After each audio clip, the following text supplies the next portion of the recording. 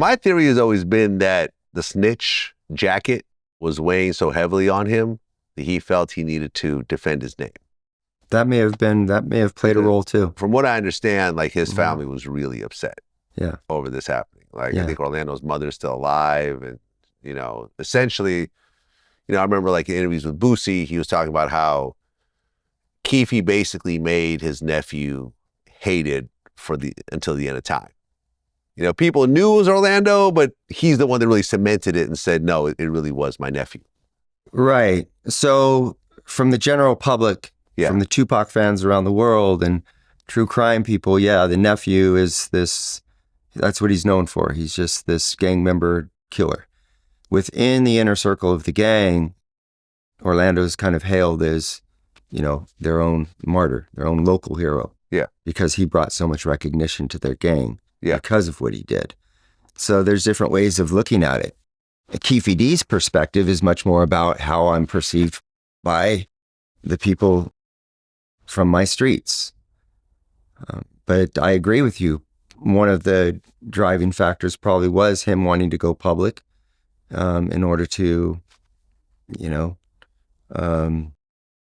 I don't know how that would actually work, because if you have a problem with being perceived as a snitch because you worked with law enforcement, and now you're going to just kind of start dry snitching again publicly, it doesn't make a lot of sense. You're not actually redeeming your... Well, I think his idea was, yes, I cooperated, but my co-conspirators in my drug case all got to go free, which is true. Well, but there was such a small, let me just tell you, there was this very small, like, he acts like he saved his family.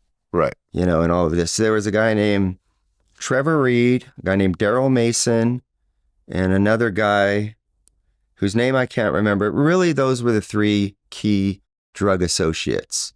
And they were only involved with Keefe D in the cocaine. So they're, it's not very different than being involved in the PCP. The PCP, we rolled back, we took down the lab, we prosecuted somebody on that. So Keefe D didn't save anybody other than a couple of ancillary guys that were involved in his cocaine trafficking. He didn't really, it's not like he saved anybody, other than they would have been picked up probably pursuant to his arrest and charged. But he over-exaggerates. Right. Yeah. But he controlled the narrative. Yeah. He came in and said, this is what happened. Yes, I cooperated, but I saved these other guys. And I'm telling on my nephew, but he's already passed, so I'm not hurting him. So, telling on a dead person is always a strange kind of concept. Some people feel still snitching. Most, I think, rational people feel it isn't. It's a dead person. Who cares? They're not being hurt by it. So it's just one of those things where I felt like he wanted to get his story out there. I feel like, as someone who makes, who's built a business around people telling their stories, I know how important that is to people, to get their story out there and have them say their story as opposed to having other people tell their story for them. Okay. Yeah, I can see where you're going. I feel like you somehow sympathize with him. It's not really a sympathy. It's just an understanding why people do things. Okay.